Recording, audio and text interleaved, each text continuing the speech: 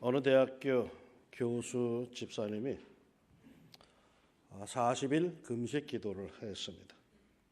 금식 기도를 마치는 날 하나님께서 집사님을 찾아오셔서 그러셨답니다. 40일 금식 기도를 했으니 소원을 하나 들어주겠다. 돈을 줄까? 지혜를 줄까? 아니면 권력을 줄까? 명예를 줄까? 잠시 생각했던 집사님, 그래도 자기가 교수인데 그래도 지혜가 제일 낫지 않은가 싶어서 하나님께 지혜를 구했습니다. 그러자 하나님께서 그 즉시로 지혜를 아주 충만하게 주셨습니다. 지혜로 충만해진 집사님, 잠시 후에 이렇게 중얼거렸답니다. 에이씨, 돈을 달라고 하는 건데 무슨 말인지 잘 모르시는 분들은 나중에 하시면 되겠습니다. 재물은 적당해야 합니다. 부족하여 늘 쩔쩔매는 생활도 별로고 너무 넘쳐서 엉뚱한 짓을 하거나 교만해지는 것 복이 아닙니다. 그건 저주입니다.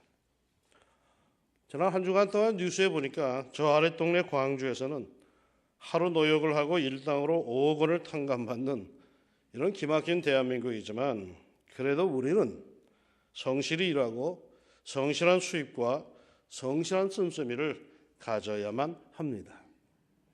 아멘이 적으면 안 됩니다. 이럴 때는. 성실한 수입과 성실한 씀씀이를 가져야만 합니다. 재물에 대한 이야기가 구약성경과 신약성경 몇 군데 나옵니다. 오늘 주목하고 싶은 이야기가 두 곳에 있습니다. 먼저 구약성경 열왕기상 3장에 있는 이야기로 우리가 잘 아는 솔로몬의 일천번제입니다. 이에 왕이 제사하러 기브온으로 가니 거기는 산당이 큼이라.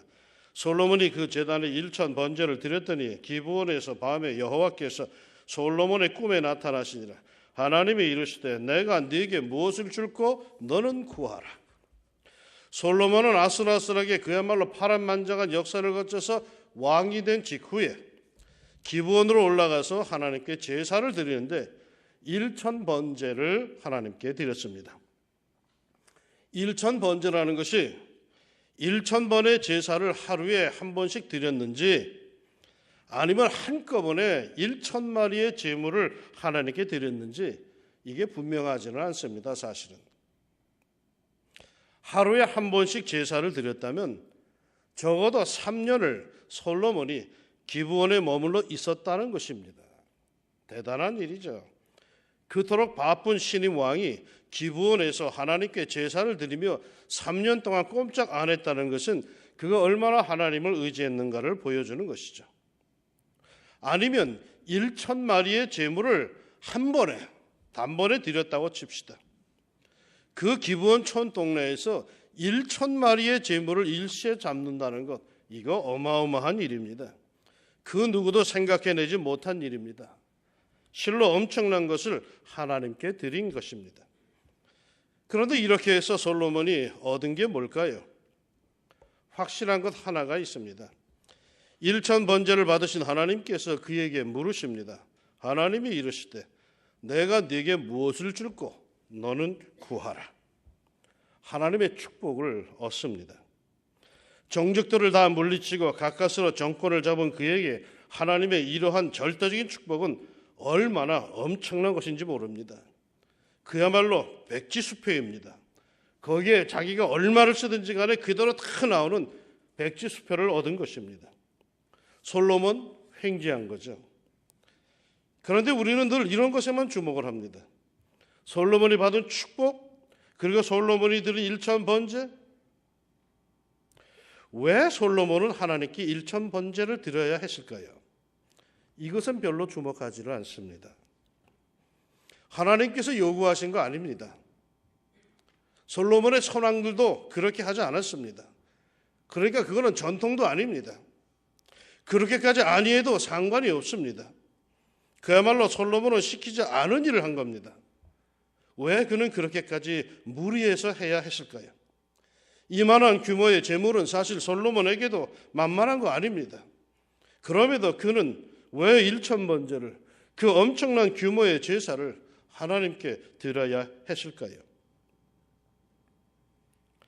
예수님께 십자가가 눈앞에 점점 더 구체적으로 가까이 다가옵니다. 갈수록 예수님 일행은 초조해집니다. 예수님의 언행이 신중해졌고 안색이 조금 어두워졌습니다. 뭔가가 다가오고 있음을 그들은 감지하고 있었습니다. 그런 어느 날 한 사건이 일어납니다. 이 사건을 계기로 해서 가룟 유다는 완전히 튕겨나가서 곧바로 예수님을 은30에 팔아 넘깁니다. 그 사건이 오늘 본문 바로 뒤를 이어서 기록되어 있습니다. 예루살렘에서 가까운 베다니, 그 유명한 죽었다가 살아난 나사로와 마르다, 마리아 자매가 살던 동네입니다. 그 동네에서 나병 환자 시몬이 예수님 일행의 식사를 초청합니다. 나병 환자라 했지만은 이 사람은 이미 치료를 받은 사람 같습니다. 왜냐하면 율법에 의하면은 나병 환자는 동네에서 함께 사람들과 못 살았기 때문입니다. 아마도 주님께서 전에 그의 나병 환자를 고쳐주셨는지도 모를 일입니다. 아무튼 전쟁 전에 나병 환자였던 시몬의 집에서 예수님은 식사를 하게 되었습니다. 이때 한 여인이 매우 값진 향료, 순전한 나드 향료 한 옥합을 가지고 와서 그 옥합을 깨트려서 예수님의 머리에 붓습니다. 모두들 깜짝 놀랐죠. 그 나드 옥합 향료 한 옥합은 당시 값어치가 얼마였는가 하면은 그 자리에서 제자들이 재빠르게 계산한 바에 의해도 300데나리온 이상을 받을 수 있다라고 할 정도였습니다. 여러분 300데나리온이면 얼마인 줄 아십니까? 한 데나리온이 당시 한 노동자의 하루 품삯입니다. 그러니까 오늘날로 이것을 환산할 것 같으면 오늘날 하루 품삯을 10만 원으로 만약에 잡는다면 300데나리온은 3천만 원입니다. 그날 써버린 향유값이 3천만 원짜리였습니다. 예배당 짓고 났더니 이제는 통이 커졌는지 놀라지도 않으시네요. 저는 아직도 3천만 원짜리 향수를 본 적이 없습니다. 5만 원만 넘어도 와 하면서 이걸 살까 말까 하다가 종래에 그냥 나오는 형편입니다. 그런데 3천만 원짜리 향유래요. 이를 두고 제자들이 열을 받습니다. 어떤 사람들이 화를 내어 서로 말하되 어찌하여 이 향유를 허비하는가? 이 향유를 300데나리온 이상에 팔아 가난한 자들에게 줄 수 있었겠도다 하며 그 여자를 책망하는지라. 당연한 흥분이죠. 당연한 책망입니다. 3천만 원을 갖다 붓다니요. 그런데 누가 그렇게 열을 받았을까요? 비슷한 사건을 기록하고 있는 요한복음의 기록은 이러합니다. 제자 중 하나로서 예수를 잡아줄 가룟 유다가 말하되 이 향유를 어찌하여 300데나리온에 팔아 가난한 자들에게 주지 아니하였느냐 하니 가룟 유다가 열을 받았습니다. 그가 보기에는 그 고급 향유가 아까워 죽겠고 그 헌신은 낭비적인 어리석은 행동이었습니다. 그래서 화를 내면서 여인을 야단칩니다. 이런 유다의 태도에 대해서 뜻밖에도 예수님은 이렇게까지 말씀하십니다. 예수께서 이르시되 가만두라. 너희가 어찌하여 그를 괴롭게 하느냐. 그가 내게 좋은 일을 하였느니라. 내가 진실로 너희에게 이르노니 온 천하에 어디서든지 복음이 전파되는 곳에는 이 여자가 행한 일도 말하여 그를 기억하리라 하시니라. 가룟 유다를 비롯하여 몇 제자들은 낭비한다고 흥분하여 책망하는 그 분위기에서 예수님은 난처해진 그 여인을 두둔해 주십니다. 그러면서 여인은 자신을 위해서 좋은 일을 했다 하시며 장차 복음이 전파되는 온 천하에서는 다 이 여인의 행한 일도 말하여 그녀를 기억할 것이다 라고 하셨습니다. 대단한 칭찬이요 축복인 셈입니다. 그런데 도대체 이 여인이 예수님의 행한 좋은 일이 뭡니까? 비싼 향유를 갖다 부은 겁니까? 온 천하에 복음이 전파되는 곳마다 이 여인의 행위도 함께 말하여지며 기념될 것이라고 할 정도로 그녀가 행한 것이 뭡니까? 그 말씀에 의해서 오늘 이 왕십리에서조차도 이 여인의 이야기로 설교를 하고 있을 정도인데 도대체 그녀가 예수님께 향유를 부은 것은 무슨 대단한 큰 엄청난 의미가 있는 일일까요? 창피하지만은 제가 무식했던 시절 한 가지 일을 고백하겠습니다. 제가 좋아하는 향수가 하나 있는데 전에 목동에서 목회할 때 외국에 다니는 교우들이 늘 하나씩 사다 주었습니다. 빨간 병에 들어있는 향수로 별로 많이 알려져 있지 않아서 좋아했습니다. 뭘까 궁금해하지 마십시오. 그냥 그런 게 있습니다. 그런데 당시 교회 교우들은 제가 이것을 좋아한다는 것을 모두 다 알고 있었습니다. 어떻게 알았을까요? 처음에 이것을 선물 받았을 때 그것은 스킨 로션이었습니다. 면도 후에 탁 해가지고 탁 뿌리는 스킨 로션이었습니다. 그런데 그것이 향수로도 나온다는 것을 제가 몰랐습니다.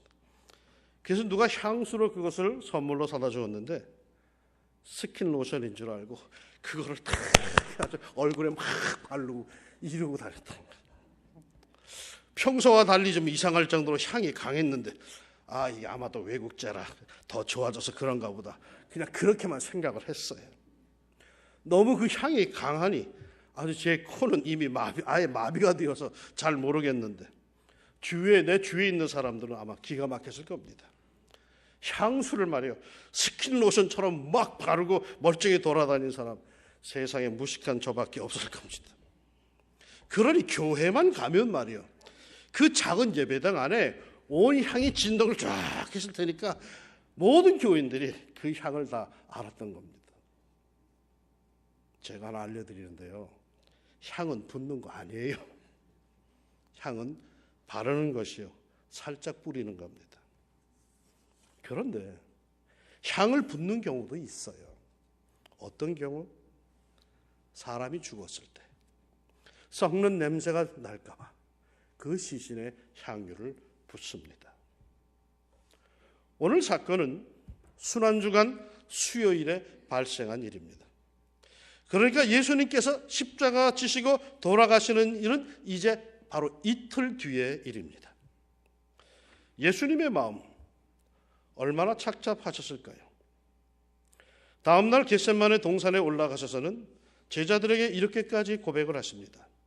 당신의 마음이 심히 고민하여 죽게 되었다고. 그날이 가까이 다가오면 다가올수록 그날로 가까이 다가갈수록 예수님의 마음에는 갈등이 심하게 일어납니다. 십자가는 정말 내가 져야 하는 건가? 내가 아버지의 뜻을 잘못 알고 있는 건 아닐까?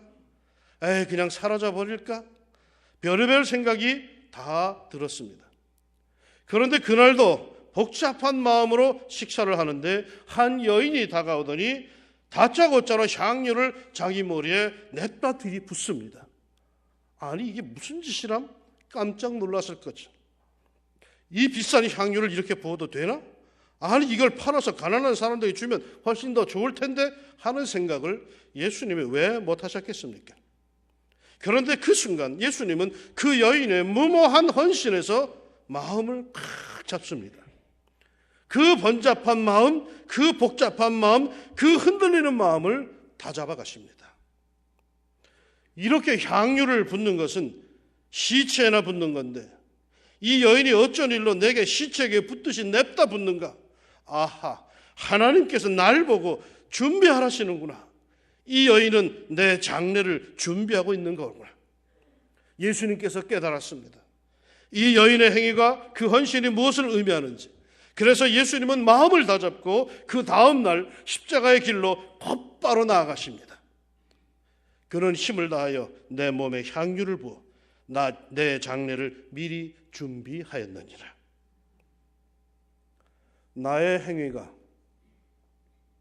예수님을 격려할 수 있다면 그보다 더 아름다운 행위가 어디 있겠습니까? 나의 헌신과 수고가 예수님을 행복하게 할 수 있다면 그보다 더 가치 있는 신앙적 헌신이 어디 있겠습니까? 내가 받는 수고와 고생과 모욕과 고통이 우리 주님의 마음에 부담을 주는 것이라면 나는 참으로 행복할 것 같습니다. 양 목사, 너 나 때문에 고생이 많구나 하면서 주님께서 나를 굉장히 내 헌신을 부담스러워한다면 난 그것으로 굉장히 행복하겠습니다. 우리 이 세상 떠나기 전에 우리 하나님을, 십자가를 지고 가시는 우리 예수님을 감동시킬 수 있는, 감격해 하실 만한 헌신을 하고 갑시다. 주님께서 나를 보고 미안해 죽겠다라고 하실 정도로 주님을 감동시켜보고 떠납시다.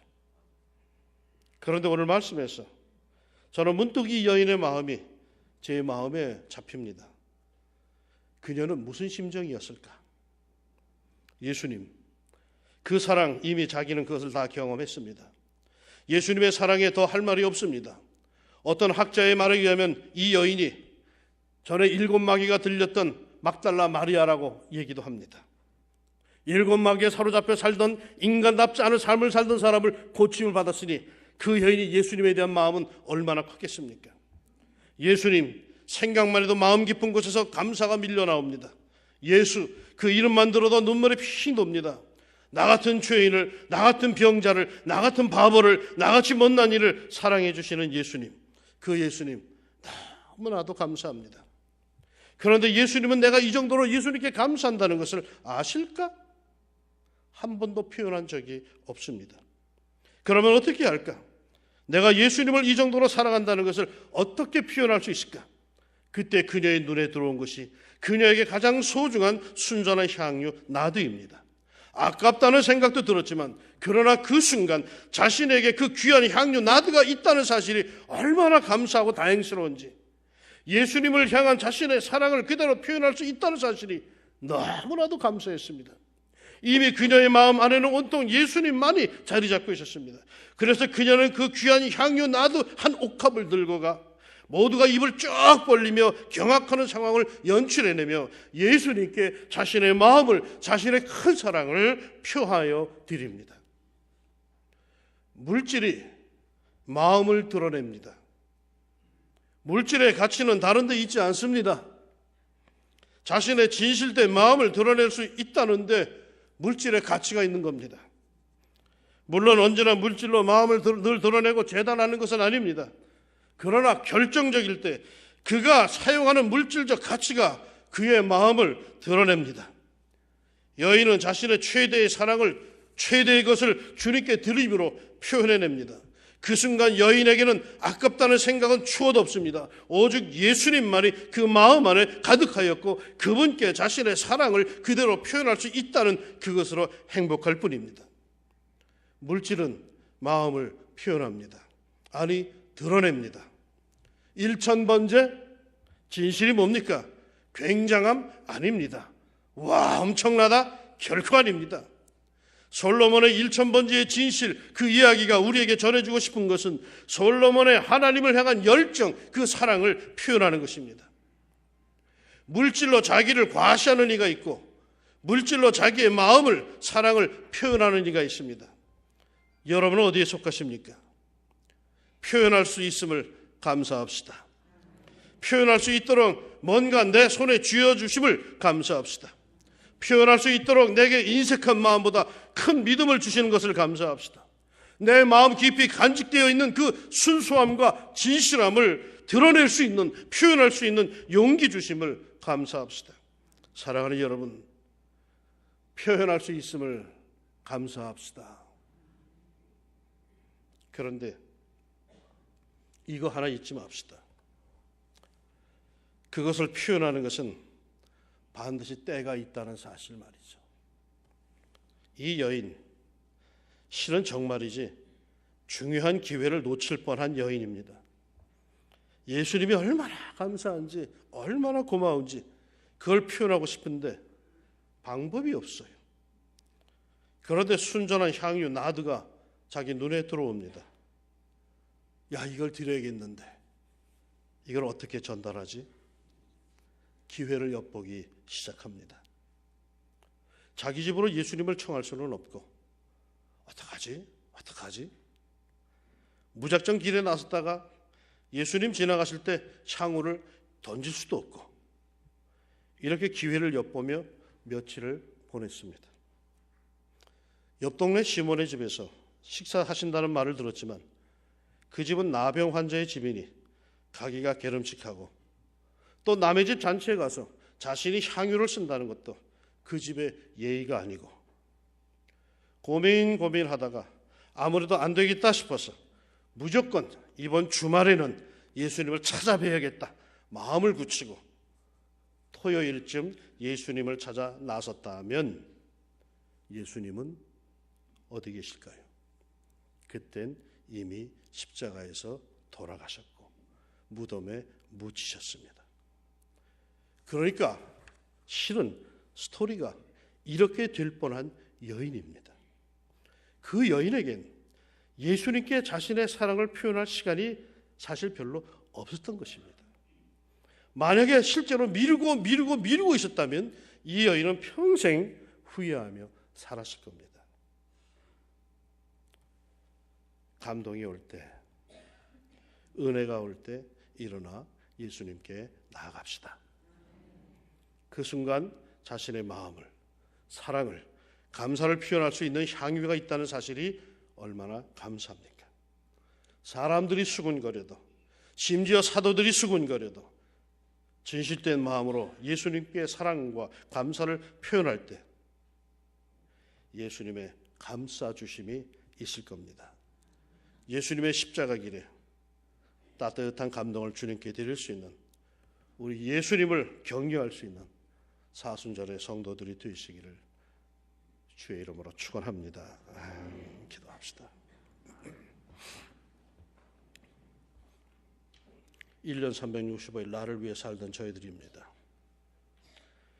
그런데 사순절이라 기간을 정해놓고 예수님이 걸어가신 그 길을 우리가 자꾸 주목하라고 우리 믿음의 선배들이 이야기하여 우리가 이때만이라도 우리 자신을 바라보는 눈길을 우리 주님께로 향하려고 합니다. 우리의 눈에 들어오는 예수님의 모습, 나를 위하여 그 고민하는 그 주님의 모습, 나를 위하여 십자가 지고 하시는 주님의 모습.